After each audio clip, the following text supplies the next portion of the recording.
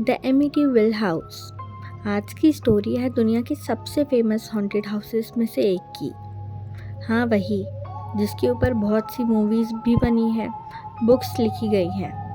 पर यह स्टोरी की शुरुआत कोई हॉरर मूवी नहीं थी, ये एक रियल मर्डर केस था। 112 ओशन एवेन्यू, न्यूयॉर्क में एक शांत से एरिया में एक सुंदर सा वाइट हाउस था। अंदर रहती थी डेफी ऑफ फैमिली। इस फैमिली में 6 लोग थे। एक रात 13 नवंबर को सुबह सुबह पुलिस को एक कॉल आता है।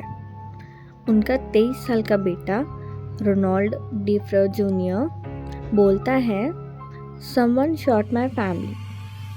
बस थोड़ी देर बाद ही पुलिस घर में घुसती है और जो सीन था वो किसी नाइटमेयर से कम नहीं था। 6 बॉडीज थी, सब अपने बेड पर थी। सबको .35 कैलिबर राइफल से मारा गया था। सबसे अजीब बात यह थी कि किसी नेबर ने गन शॉट की आवाज़ ही नहीं सुनी। ना चीखने की आवाज़, ना चिल्लाने की, ना लड़ाई की, किसी चीज़ की आवाज़ नहीं सुनी। और पोस्टमार्टम में पता चला सब लोग अपने बेड पर सीधे लेटकर मारे गए थे, जैसे उन्होंने खुद को बचाने की कोशिश ही नहीं की। पर ये नॉर्मल सी बात है कि अगर तुम्हारे साइड में कोई इंसान सो रहा हो और उसको गोली लगी हो, गोली चलने से आवाज़ तो आती है, तो उसके जो बगल में इंसान सो रहा था उसे कैसे पता नहीं चला? उसके आसपास जो कमरे में सो रहे थे उन्हें कैसे पता नहीं चला? ये थोड़ी हैरान करने वाली बात है। रोनाल्ड ने पहले बोला माफिया ने मारा है उन्हें, फिर कन्फेशन में बोला voices told me to do it. मुझे आवाज़ें बोलती थी ये करने के लिए। उसने बोला आवाज़ आती थी, डू इट, करो ये, मारो उन्हें। 1 साल बाद हाउस सेल पे लग गया। प्राइस यूजुअली लो था। एक नई फैमिली आई, जॉर्ज और कैथी। उनके साथ 3 छोटे बच्चे भी थे। उन्होंने मर्डर हिस्ट्री जानी, पर सोचा पास्ट इज़ पास्ट, जो हुआ था वो हुआ होगा, इससे हमारी फैमिली को कोई फ़र्क नहीं पड़ेगा।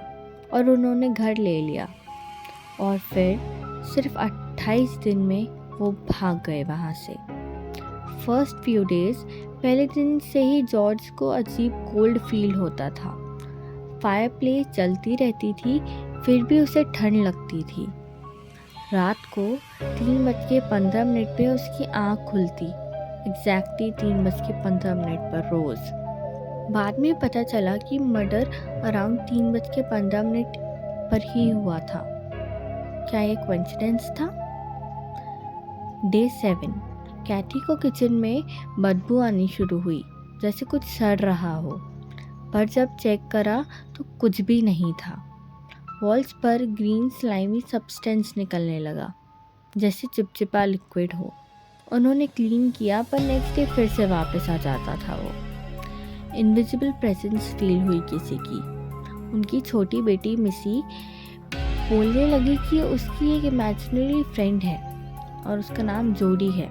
वो कहती थी जोडी कभी पिग जैसा दिखता है तो कभी उसकी आईज रेड हो जाती हैं और वो विंडो के बाहर रहता है हमेशा। एक रात जॉर्ज ने विंडो के बाहर 2 रेड ग्लोइंग आइज देखी। हाइट ग्राउंड से ऊपर थी, जैसे कोई हवा में खड़ा हो। 3:15 विजुअल। हर रात जॉर्ज उठता था, हाउस चेक करता था, डोर्स खुलते बंद होते थे। एक बार मेन डोर इतना ज़ोर से बैंग हुआ कि हिंजेस टूट गए। कैथी को फील हुआ जैसे कोई उसे टच कर रहा हो। एक रात तो उसने क्लेम किया कि वो बेड से ऊपर लिफ्ट हो गई थी। द फाइनल नाइट, जो आखिरी दिन था उनका उस घर में, जॉर्ज ने बोला उसे लग रहा है कि हाउस उसको मरवा देगा। उसने एक्स उठाया, उसका बिहेवियर अनस्टेबल हो गया।